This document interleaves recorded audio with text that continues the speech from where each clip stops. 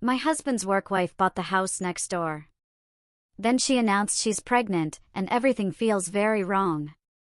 You know, sometimes life throws you a curveball, a real gut punch, but nothing, and I mean nothing, could have prepared me for the moment I realized my husband's work wife wasn't just a coworker anymore. No, she was now living 10 feet from my bedroom window, and that chilling surprise she delivered felt less like a greeting and more like a declaration of war. It all started innocently enough. I was just standing in my kitchen, minding my own business, when I saw the moving truck backing into the house next door. That house had been empty for months, and I was genuinely excited to have new neighbors. So, being the friendly type, I whipped up a batch of cookies, walked over, and knocked on the open front door. "Hello!" I called out, "I'm from next door, brought some cookies." And then I heard it, the distinct click-clack of heels on hardwood, coming from the back of the house. My new neighbor appeared, perfectly coiffed blonde hair, dressed for the office in a pencil skirt and silk blouse, not exactly unpacking attire. And then she said it, with a smile that didn't quite reach her eyes, "Oh my God, Elena, right? Brad's wife." It was Megan. The Megan. My blood ran cold. Brad, my husband, had complained about her incessantly for years. "She talks too much," he'd groaned. "Always needs my help.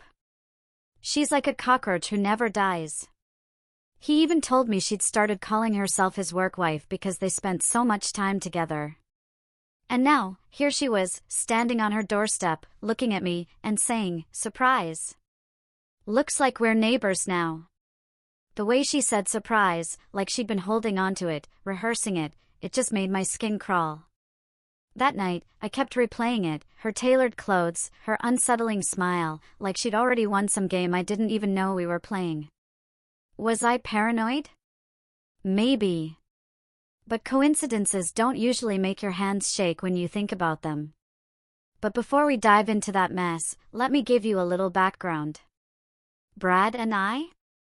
We'd been married for 10 years, together for 12. Met in college, built a life. We had 2 amazing kids, Susie, who was 8, and Harry, 6. We'd worked our tails off, saved every penny, made sacrifices. And last year, we finally bought our dream home in this perfect neighborhood. Good schools, safe streets, friendly neighbors. Or so I thought. I'd heard about Megan for years, always from Brad. He worked in finance, she in accounting. According to him, she was the most annoying person in the company. She talked constantly, laughed too loud, and pestered him multiple times a day for things she could easily Google. "She's exhausting," he'd come home saying. "I don't know how anyone deals with her." I genuinely felt bad for him. He'd come home stressed, another Megan story ready to go. Then came the work wife thing. Brad told me in disgust that she'd introduced herself to a new employee as Brad's work wife, and he wanted to disappear into the floor. She kept doing it, in meetings, in emails, even to clients. "Office better half," she'd call herself, and laugh. "That's so inappropriate," I'd said. "That's Megan," he'd replied. No boundaries, no self-awareness. "She actually thinks it's cute." I'd asked why he didn't go to HR and say what? "She's annoying? She asks for help? She calls herself my work wife?" They'd laugh me out of the building. So, he just dealt with it. And I trusted him. Without question. Because who complains that much about someone they're actually interested in? A few hours after my cookies and creepy encounter, Brad came home from work. When I told him Megan bought the house next door, he stopped dead cold. His face did something I couldn't read. "That's weird," he said. "She never mentioned she was house hunting." And then, "This is going to be a problem." I sighed. "Why?" "She's just a neighbor now. It's probably a coincidence. Nice neighborhood. Good schools. Makes sense." He said it so casually, so dismissively, like I was being ridiculous. But it didn't make sense. Brad should have been annoyed, furious even. For 4 years, he'd complained about this woman nonstop. Exhausting. Clingy. Cockroach. And now she's living 10 feet from our bedroom, and he shrugged it off like I told him we were out of milk? Something was wrong with that math. Something didn't add up. And I was going to pay very close attention until I figured out what. It didn't take long for Megan to start making herself at home. Not in her house, but in mine. The first time was a Sunday afternoon. Brad was grilling burgers in the backyard, and I was setting the table when the doorbell rang. Megan stood there, bottle of wine in hand, smiling. I smelled the barbecue and thought I'd bring something to contribute, she purred. Hope that's okay. I tried to be welcoming, I really did. Maybe Brad and I had misjudged her. Maybe she was just lonely. So, I handed her a plate, poured her a drink, and made space at our table. But then she sat down next to Brad. Not across from him, where there was an empty chair. Next to him, so close their elbows touched when they reached for the salt. You don't mind, do you, Elena? She asked, after she'd already settled in. Brad and I sit next to each other at every work lunch. Force of habit. I minded. Oh, I minded. But I smiled and said it was fine, because what else could I say? Don't sit next to my husband at my own dinner table. I'd sound insane. Halfway through the meal, Susie spilled her juice. Before I could grab a napkin, Megan was up. I've got it, sweetie, she said, wiping my daughter's shirt with the towel I kept by the sink. The towel she somehow knew was there, even though she'd never been in my kitchen before. There.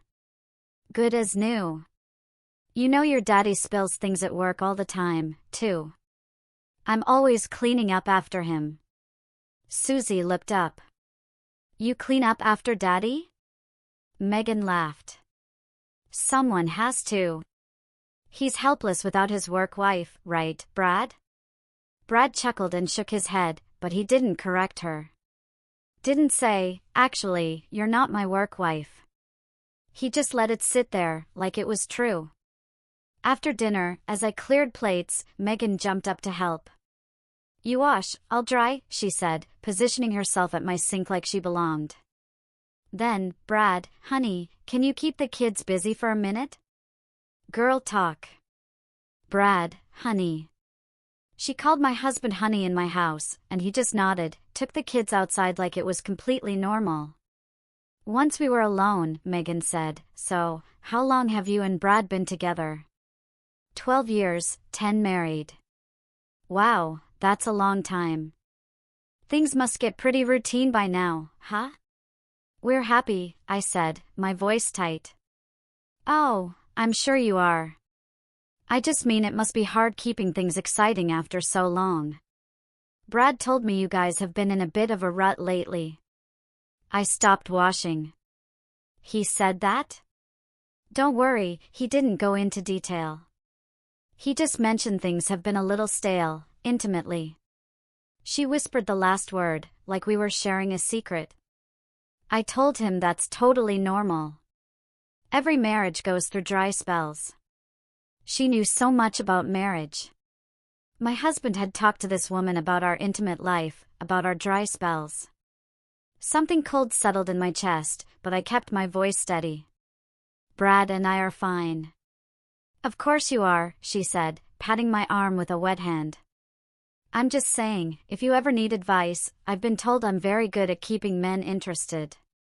She smiled, and for a second, the mask slipped. I saw something underneath, something hungry. Then Brad came back with the kids, and she was all warmth again, hugging Susie goodbye, high-fiving Harry, telling Brad she'd see him Monday with a look that lasted a beat too long. That night, I asked Brad if he'd told Megan about our relationship. He said he didn't remember. He said she probably misunderstood something he said about being tired, and that I was reading too much into it. There was no way I was.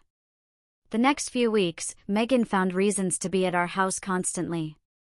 She needed Brad's help with her garbage disposal. She wanted to borrow our ladder. She brought over cookies she'd baked and just happened to arrive right when Brad got home. Every time I answered the door, she looked past me, searching for him. "Is Brad here?" became her standard greeting. Not "Hi, Elena," not "How are you?" Just, "Is Brad here?" One afternoon, I came home early from errands and found her in my backyard. She was pushing Susie on the swing set while Harry kicked a soccer ball. Brad was at work. I hadn't given her permission to be there. "Elena, hi," she said, like I was the visitor. The kids were playing outside, and I thought I'd keep an eye on them. "I know your sitter leaves at 3, and I saw her car pull away, so I figured I'd step in."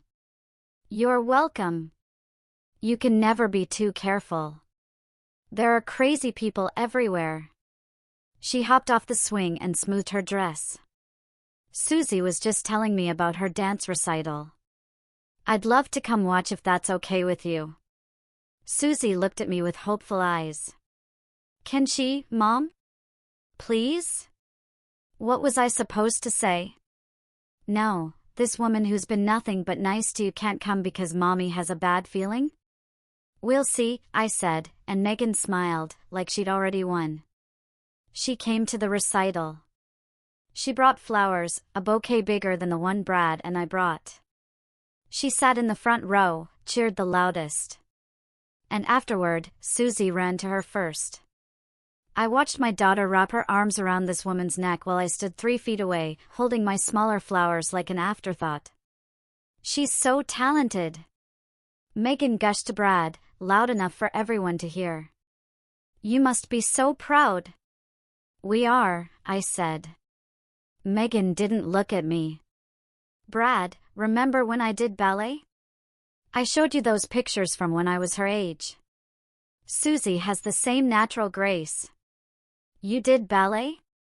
Susie asked. "When I was little. I could teach you some moves if you want. Things they don't show you in regular classes." "Mom, can she?" I looked at Brad, waiting for him to say something, to back me up, to recognize that this woman was inserting herself into every corner of our lives like water damage. He shrugged. "Could be fun." The lessons happened at Megan's house, twice a week. Sometimes Brad would walk Susie over and stay to watch. I'd sit at home, looking at the clock, wondering why a 30-minute lesson took 2 hours. "Megan says I'm a natural," Susie told me one night. "She says I'm so good I could be her daughter." Be her daughter, this woman was crazy. I told Brad we needed to talk. I sat him down after the kids went to bed and laid out everything, the comments about our relationship, the uninvited visits, the lessons, the flowers, the way she looked at him like I wasn't there. He listened. He nodded. Then he said, "I think you're being paranoid." "I'm not paranoid, I'm paying attention.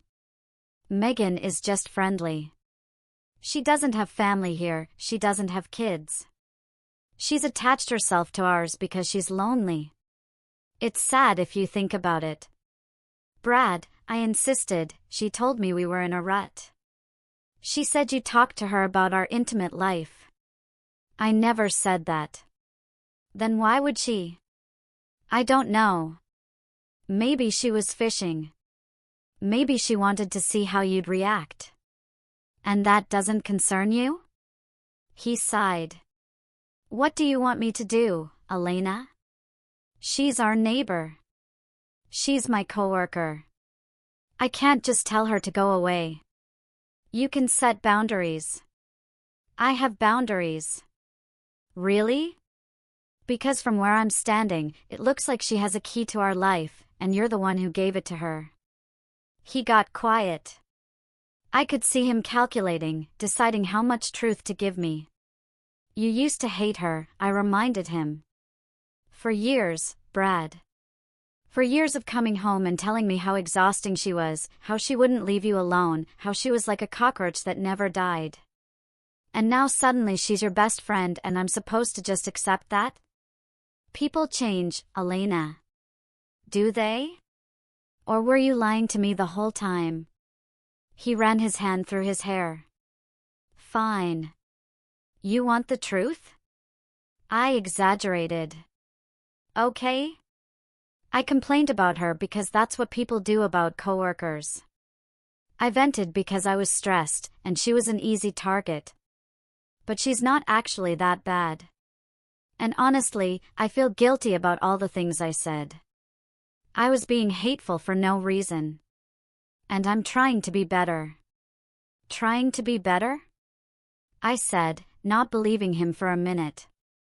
Yes. I'm trying to grow as a person. I'm trying to stop being so negative about people who don't deserve it. And if you can't handle the fact that I want to be a better man, then maybe you're the problem here. Not Megan. You. I stood there, taking it all in. He'd flipped the whole thing around. Somehow, he made me the villain for noticing. Turned himself the hero for changing. And somewhere in the middle, Megan got to be the innocent victim of my paranoid housewife fantasies. Fine, I said. Fine, Brad. Be better. Grow, whatever.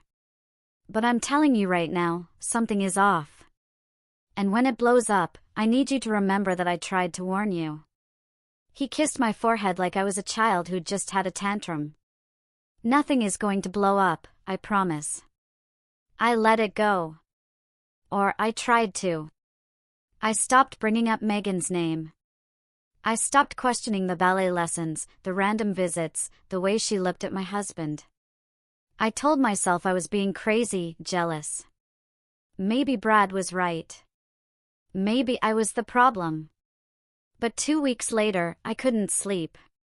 I went downstairs for water around midnight and glanced out the kitchen window, like I always did. Our backyard was dark. The fence line shadowed by the oak tree we'd planted. But there was movement. I squinted, stepped closer to the glass. 2 figures standing at the fence. Brad, in his sweatpants and t-shirt. Megan, in a silk robe that barely covered her butt. They were talking in low voices. I couldn't hear what they were saying, but I could see how close they were standing. I could see her hand resting on his forearm. I could see him leaning in, like she was magnetic, and he couldn't help himself. She laughed at something he said and touched his chest. Let her fingers linger there for a second too long. He didn't step back. Didn't remove her hand. Just stood there, soaking it in like a man dying of thirst. I watched for 5 minutes. Watched her flip her hair. Watched him smile in a way he hadn't smiled at me in months. Watched whatever was between them pulse like a living thing in the dark. Then I went back to bed and pretended to be asleep when he came in 20 minutes later. The next morning, I waited until the kids left for school. Poured myself a cup of coffee and sat across from Brad at the kitchen table. He was scrolling through his phone, eating toast, like it was any other Friday. Like he hadn't been whispering with another woman in our backyard 12 hours ago. He looked up from his coffee. What? At the fence. With Megan. Midnight. Her in a robe. You with your hands all over each other. He set down his phone. It wasn't like that. Then tell me what it was like. I couldn't sleep. I went outside to get some air. She happened to be outside, too. We talked for a few minutes. That's it. I watched you for 5 minutes. I saw everything. So don't sit there and tell me it wasn't like that when I watched it happen with my own eyes.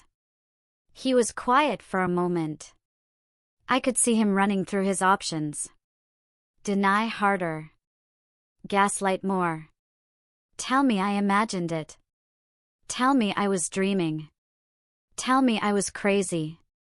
She's a touchy person, he finally said. That's just how she is. It didn't mean anything. Try again. Elena, no. I'm done accepting excuses that insult my intelligence. I know what I saw. You know what you did. So either tell me the truth right now, or I'm going to assume the worst and act accordingly. The kitchen was silent, except for the hum of the refrigerator. Brad stared at his coffee cup like he was hoping it would swallow him whole. I waited. I wasn't going to fill the silence for him. He'd built this hole. He could climb out of it himself. Okay, he said finally. His voice was quieter now. Smaller. I'll admit I have some complicated feelings about Megan. Complicated feelings? I repeated. Yes. I don't know how to explain it. She just gets me in a way that's different. We have this connection at work, and it carried over, but nothing happened. It's just feelings. I can't control how I feel. I just didn't tell you because I knew you'd react like this. Like what? Like a wife who just found out her husband has feelings for another woman. How exactly should I be reacting, Brad? Should I throw a party? Bake her a cake? Should we invite Bella Hadid to thank her for keeping you entertained while I'm busy raising our children? He flinched. Good. I'm going to handle it, he said. You better. You want to be a better person. You want to grow and change and stop being negative. Start with this. Get your S*** together, Brad. I mean it. And I'm not saying this for me, because clearly my feelings aren't enough to motivate you. Do it for Susie and Harry. They deserve a father who's present and committed. Who doesn't blow up their lives because he couldn't figure out the difference between being friendly and being unfaithful. I haven't been unfaithful, yet. You haven't been unfaithful yet. But you're standing at the edge of that cliff, and instead of stepping back, you're checking the view. I'm telling you right now, if you go over, I'm not jumping after you. I will take those kids and I will build a life without you, and I will not feel guilty about it for 1 second. He stared at me. He knew. He knew that if he actually cheated, I was going to take our kids and build a life without him, and I wouldn't feel guilty about it for 1 second. So, it was up to him to grow a pair. I picked up my coffee and walked out of the kitchen. Left him sitting there with his cold toast and his complicated feelings and the weight of everything he was about to lose. Here's the thing about ultimatums. You give them because you want the other person to fight for you. You want the version of them you fell in love with to show up and prove that person still exists somewhere underneath all the lies. But ultimatums are dangerous, because sometimes people do exactly what you asked. They say the right things. They make the right moves. They become everything you need them to be. And that's when you have to ask yourself the hardest question, is this real? Or is this just a better performance? Brad came home that night with a bouquet of roses. He handed them to me and pulled me into a hug before I could say anything. We stood there in the kitchen for a long time, his arms around me, his chin resting on top of my head. I'm sorry, he said quietly. I've been an idiot. I didn't argue with him. I just let him hold me, because fighting takes energy, and I'd spent all of mine. When he finally pulled back, his eyes were wet, and he looked like the man I'd married. Not the stranger who'd been defending Megan for months. My husband, the one I'd been waiting to come back. I'm going to fix this, he said. You and the kids are everything to me. Then show me. I will. Starting right now. He took the roses from my hand and found a vase under the sink. Remember when I used to bring you flowers every Friday when we were first dating? That was a long time ago. Too long. I stopped doing the things that made you fall in love with me, and then I acted surprised when you felt neglected. He filled the vase with water and arranged the roses carefully. That ends now. Friday flowers are back. And not just flowers. All of it. The stuff that matters. The next morning, I woke up to Susie's laughter coming from downstairs. I found Brad in the kitchen, flipping pancakes while Harry tried to sneak chocolate chips into the batter. The table was set. Coffee was made. Brad looked up when he saw me and smiled, like nothing in the world was wrong. Daddy's making heart pancakes, Susie announced. He said the lumpy one is for you because you like imperfect things, that's why you married him. Brad shrugged. Her words, not mine, but also accurate. How long have you guys been up? I asked, pouring myself coffee.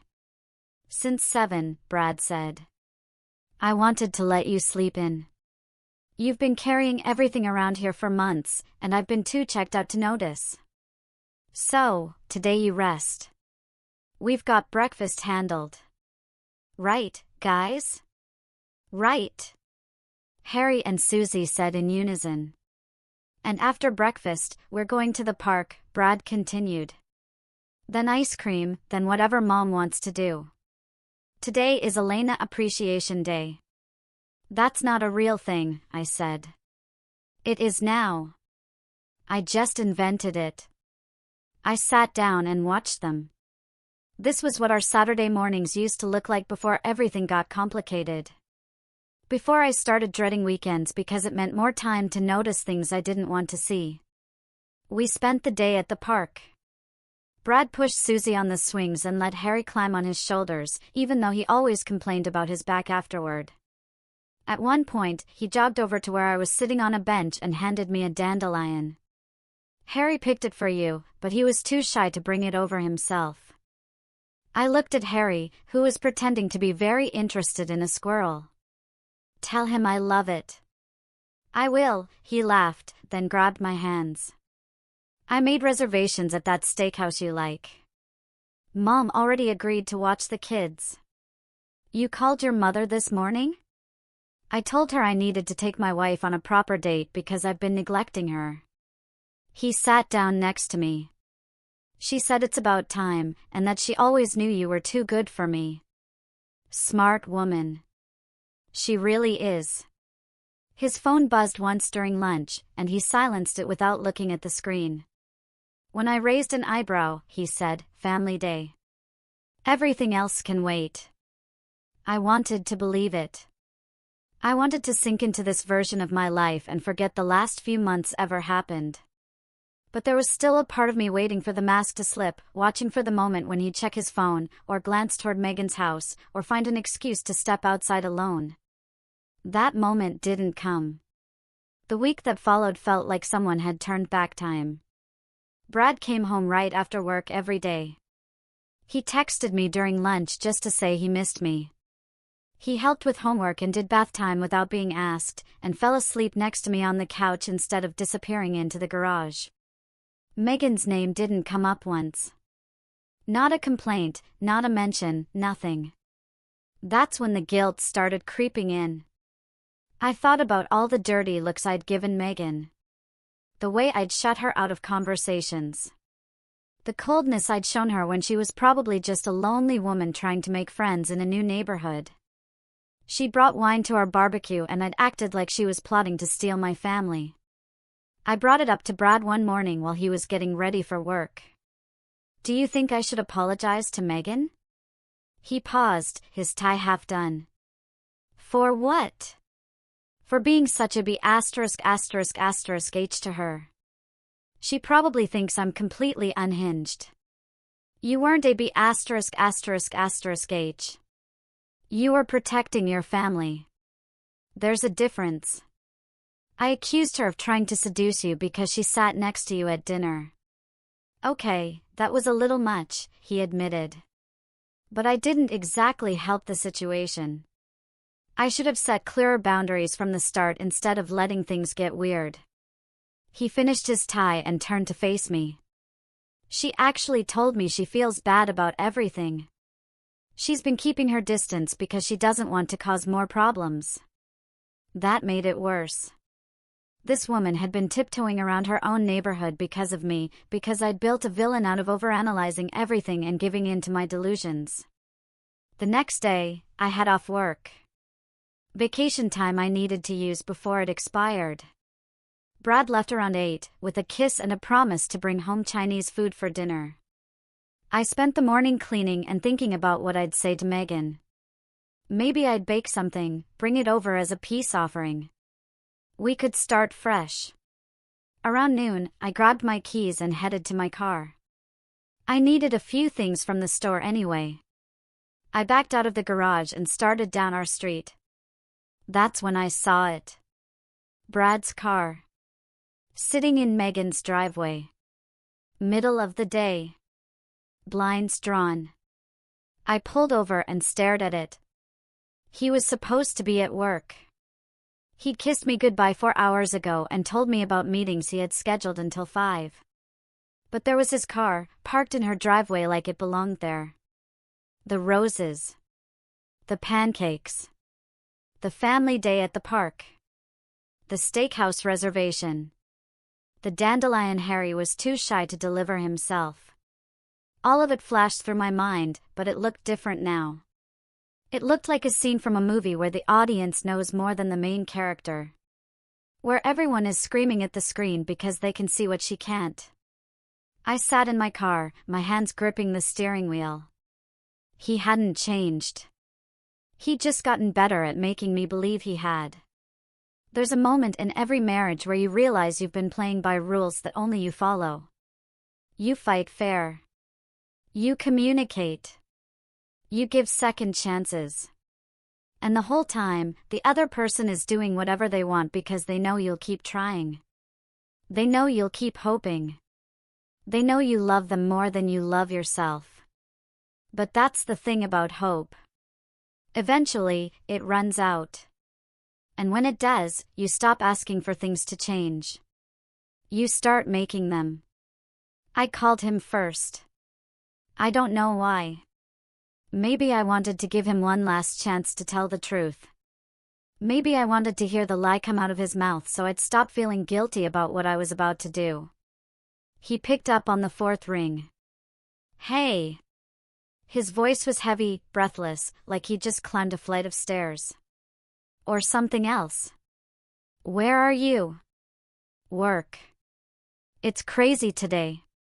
Back-to-back meetings until 5. I heard rustling movement. Everything okay? Yeah, just wanted to hear your voice. That's sweet, babe. He was distracted. I could tell. Listen, I gotta run. Holloway's waiting on those projections. I'll see you tonight, okay? Love you. He hung up before I could respond. I sat in my car for a full minute, staring at his name on my phone screen.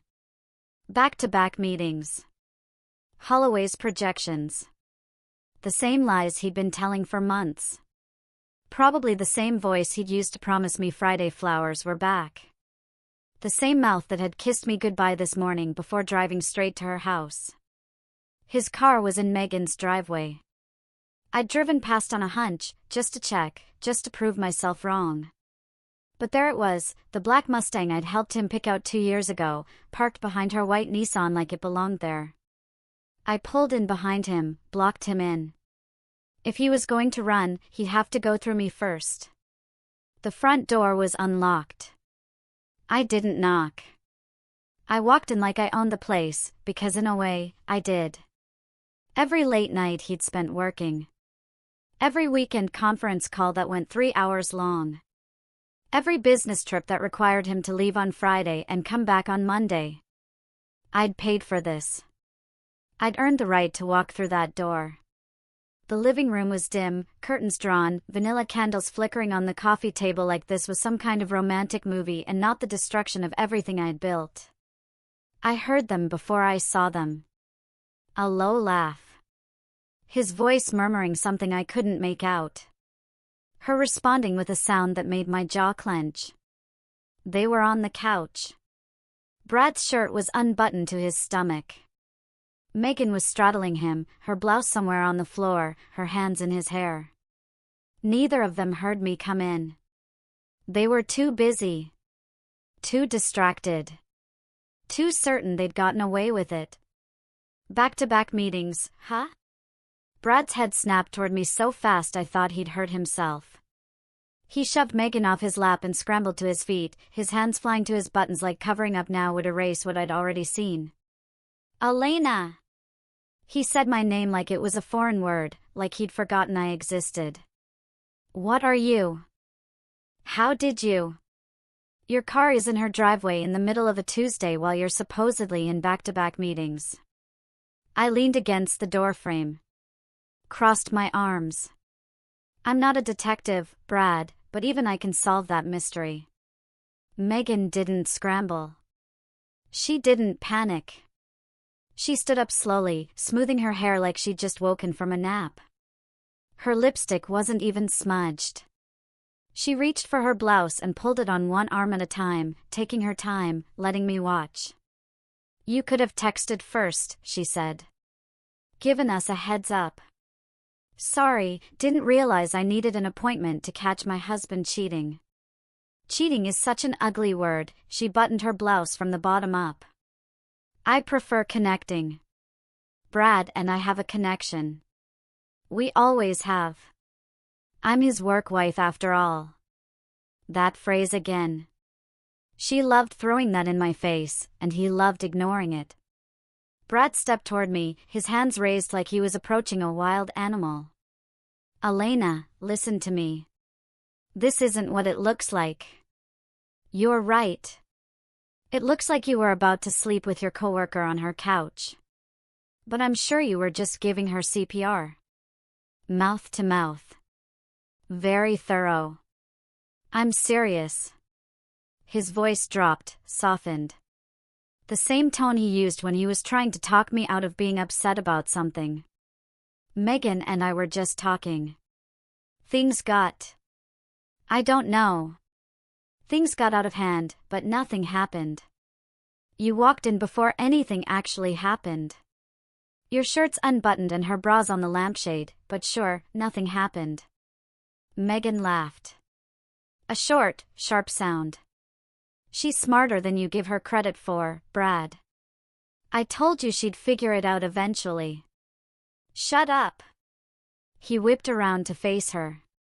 This is your fault. You pushed this. You moved here. You wouldn't leave me alone. Oh, please. Megan rolled her eyes. You were texting me before I even signed the lease. You helped me pick out the paint colors. You told me which side of the fence had the better view of your bedroom window. Don't act like you're the victim here. I watched Brad's face change, the panic morphing into something harder, something meaner. He turned back to me with a look I'd never seen before. Or maybe I had, and I just refused to recognize it. You know what? Fine. Yes. Megan and I have been spending time together. But have you asked yourself why? He took a step closer. When's the last time you looked at me the way she does? When's the last time you made me feel like I mattered? You're so busy with the kids, with work, with your little projects. You haven't touched me in weeks.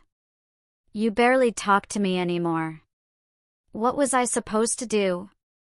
Not sleep with the neighbors seems like a good start. You created this situation.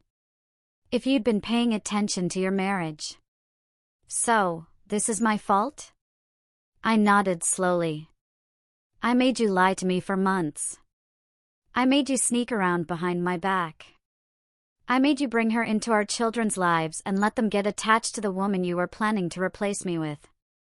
That's not what I said. That's exactly what you said. You're just mad I repeated it back without the spin. Megan moved to stand next to Brad. Close. Possessive. Her hand brushed his arm like she was claiming territory. Elena, I know this is hard to hear, but sometimes marriages just run their course. It's not anyone's fault. People grow apart. Brad and I grew together. These things happen. These things don't just happen. They require lying, scheming, moving next door to someone else's family, and systematically inserting yourself into their life. I smiled at her. That's not fate, Megan. That's a plan. Think what you want, she shrugged. It doesn't change anything. You're right. It doesn't. I looked at Brad. I want you out of the house tonight. We'll figure out the rest through lawyers. Elena, wait. Brad grabbed my wrist. We can work through this. Couples survive affairs all the time. We have kids. We have a history. You can't just throw that away because of one mistake. One mistake that lasted how long? 6 months? A year? I pulled my arm back. When did it start, Brad? Before she moved here? After? Was I making you feel neglected when I was planning Susie's birthday party? Or when I was up all night with Harry's stomach flu? You're being dramatic. And you're being a coward. Pick one of us and say it out loud right now. Silence. Brad looked at me, then at Megan, then back at me. His mouth opened, closed, opened again. Megan filled the silence for him. There's something you should know before you make any big decisions. Her hand moved to her stomach, rested there. Light, almost casual. I'm pregnant. 8 weeks. Brad's baby. The room stopped. Everything stopped. I could hear the candle flames flickering. The hum of the refrigerator in the kitchen. The sound of my own heartbeat pounding in my ears. You knew? I asked Brad. She just told me today. That's why I came over. I was trying to figure out how to handle it. His voice cracked. I was going to tell you. I swear. I just needed time to think. Time to think? I laughed. The sound was hollow. Your girlfriend's pregnant, and you needed time to think about whether to mention it to your wife? She's not my girlfriend. She's carrying your baby. I think that qualifies. Megan smiled. That same sweet, patient smile she'd used at every barbecue, every school event, every conversation where she'd pretended to be my friend while planning to take everything I had. This doesn't have to be a disaster, she said. Plenty of families make blended situations work. Brad can be there for you and the kids, and still be involved here. We're all adults. We can figure this out together. Together. I stared at her, at the hand on her stomach, at the satisfaction in her eyes that she couldn't quite hide. You planned this. The move, the pregnancy, all of it. I saw what I wanted and I went after it. That's not a crime. No, it's just pathetic. I turned to Brad. Don't come by my house. Don't call. Don't text the kids some explanation about needing space. You figure out what you're going to tell them, and then we'll talk. I walked out without waiting for a response. I could hear Brad calling my name. I could feel Megan watching from the window. 10 feet of grass between her door and mine. 10 feet. I'd walked 100 times bringing cookies and making small talk and trying to be a good neighbor. She could have the 10 feet. She could have Brad. She could have whatever scraps of a life they managed to build together. Pregnant. She was pregnant. Megan stood there with her hand on her stomach like she'd already won. Like that baby was a checkmate, and I was supposed to tip over my king and walk away. Brad couldn't even look at me. He knew what he'd done. He knew there was no explaining this away. But here's what neither of them understood: a baby doesn't save a sinking ship. It just means there's one more person on board when it goes down. And I was done drowning for people who wanted to watch me sink. I had lawyers to call. I filed for divorce at 9:03 the next morning. The courthouse opened at 9. I was the first person through the door. The clerk barely looked at me. She'd seen 1,000 women like me walk up to that counter. Tired eyes, clenched jaw, wedding ring still on because taking it off felt like admitting defeat, and keeping it on felt like a joke. She handed me the paperwork without asking questions. I filled it out in the lobby with a pen I'd stolen from Susie's backpack. Irreconcilable differences. That's what the form called it. For years of lies. A baby with another woman. A coworker he complained about so much I'd memorized every grievance. Irreconcilable differences. I signed my name and handed it back. Brad showed up at the house that afternoon. I was in the kitchen making the kids' lunches for the next day when I heard his key in the lock. I'd forgotten to change them. Stupid. That was going on the list. Elena. He stood in the doorway like a stranger, like he wasn't sure if he was allowed to come in. Good. He shouldn't be sure. We need to talk. I filed this morning. His face crumpled. Actually, crumpled, like a paper bag someone had stepped on. You didn't even give me a chance to explain. You had plenty of chances. You used them to lie to me. I made a mistake. He stepped closer. His voice was soft. Careful. The same voice he'd used 1,000 times to talk me down from being upset. People make mistakes, Elena. It doesn't mean we throw away 10 years of marriage. Think about the kids. Think about what this is going to do to them. I am thinking about the kids. I kept spreading peanut butter on bread, smooth strokes, even layers. I'm thinking about what it would do to them to grow up watching their mother accept being treated like garbage. I'm thinking about what it would teach Susie about how women should let men behave. I'm thinking about what it would teach Harry about accountability. So, that's it? You're just done. You're not even going to try? I set down the knife and turned to face him. He looked smaller than I remembered. Or maybe I was just finally seeing him at actual size. I tried for 10 years. I tried when you worked late every night and I was home alone with a newborn. I tried when you forgot our anniversary 3 years in a row. I tried when you complained about Megan constantly, and I listened and sympathized and never once suspected that the reason you couldn't stop talking about her was because you couldn't stop thinking about her. His jaw tightened. That's not fair. Isn't it? I laughed. The sound surprised both of us. For years, Brad.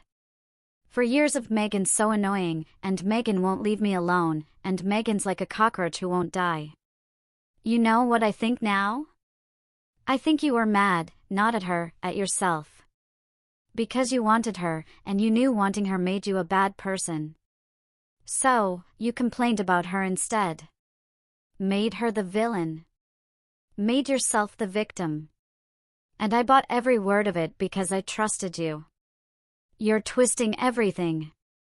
I'm seeing clearly for the first time in years. He changed tactics. I watched it happen in real time. The softness melted away.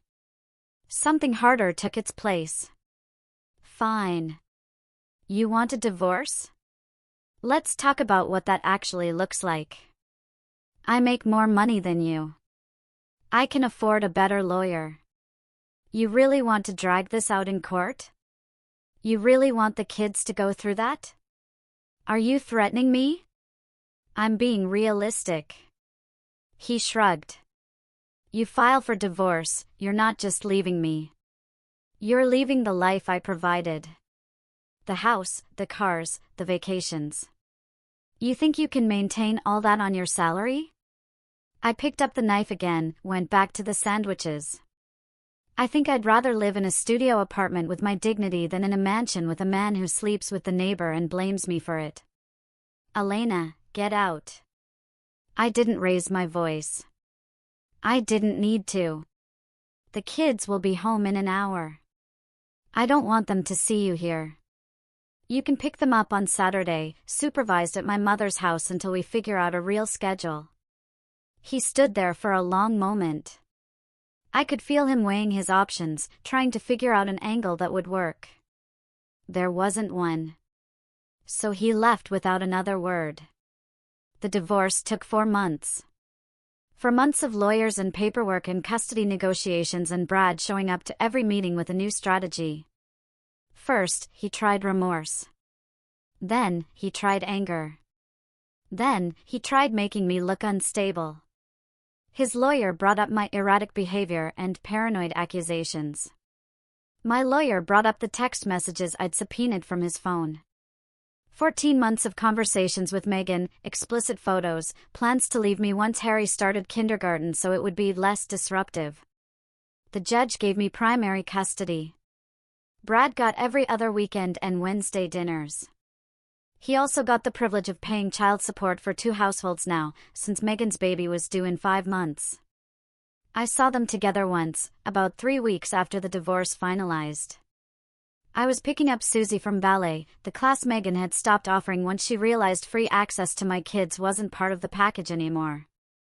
Brad's car was parked outside Megan's house. I could see them through the window. She was gesturing wildly.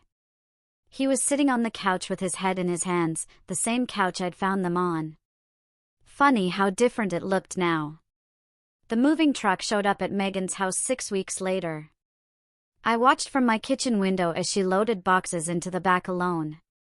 Brad's car was nowhere to be seen. My mother told me later what happened. Small town, word travels. Apparently, Megan hadn't realized that Brad's lifestyle was mostly funded by our dual income. The house we couldn't really afford, the cars we'd leased instead of bought, the credit card debt we'd been juggling for years. She thought she was getting a successful finance guy with a nice house and a stable future. What she got was a man paying child support to 2 women, living in a 1-bedroom apartment, and crying into his beer about the family he'd thrown away. She left him 3 weeks before the baby was born. I don't know where she went. I don't care. The house next door sat empty for 2 months before a nice older couple bought it. They brought me cookies the day they moved in. I almost laughed. Brad still picks up the kids every other weekend. He's thinner now, quieter. The charm that used to work on everyone doesn't seem to fit him anymore. Susie told me he cries sometimes when he thinks she's not looking. Harry asked me last week if Daddy was sad because of something he did. I told him no. Daddy was sad because of something Daddy did. And that's an important lesson.